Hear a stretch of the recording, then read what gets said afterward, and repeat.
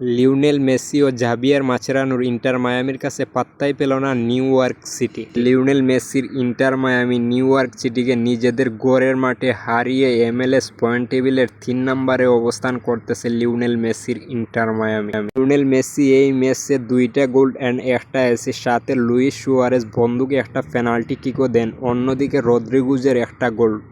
এই football lover, welcome to একে sport. আজকের এই ভিডিওতে জানতে পারবো ইন্টার মায়ামি পরবর্তী ম্যাচে কার মুখোমুখি হতে যাচ্ছে। লেটস স্টার্ট এট ভিডিও শুরুর দিকে যাওয়ার আগে দেখে নেই লিওনেল মেসি 2025 সালে কি রেকর্ড করলেন। লিওনেল মেসি MLS লিগের একমাত্র প্লেয়ার যিনি 13 ম্যাচে 19টা গোল অ্যান্ড সাথে 9টা অ্যাসিস্ট।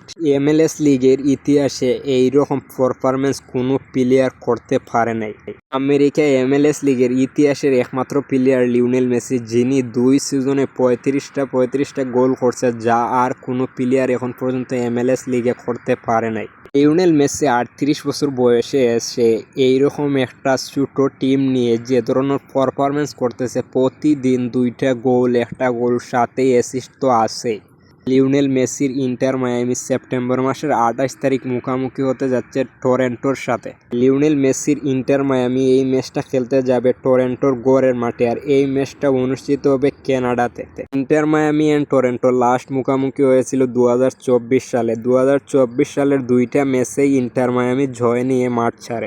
লিওনেল মেসির ইন্টার মায়ামি 55 পয়েন্ট নিয়ে MLS পয়েন্ট টেবিলের 3 নম্বরে অবস্থান করতেছে। টরন্টো MLS 27 পয়েন্ট নিয়ে MLS পয়েন্ট টেবিলের 12 নম্বরে অবস্থান করতে আছে। আপনি যদি এই ম্যাচের প্রেডিকশন জানতে চান inter Miami versus Toronto, definitely আমি ইন্টার মায়ামিকে এগিয়ে রাখবো, কারণ বর্তমানে লিওনেল মেসির যে ফর্ম, এই ফর্মে মনে হচ্ছে লিওনেল মেসির বয়সটা জাস্ট 18+ হয়েছে।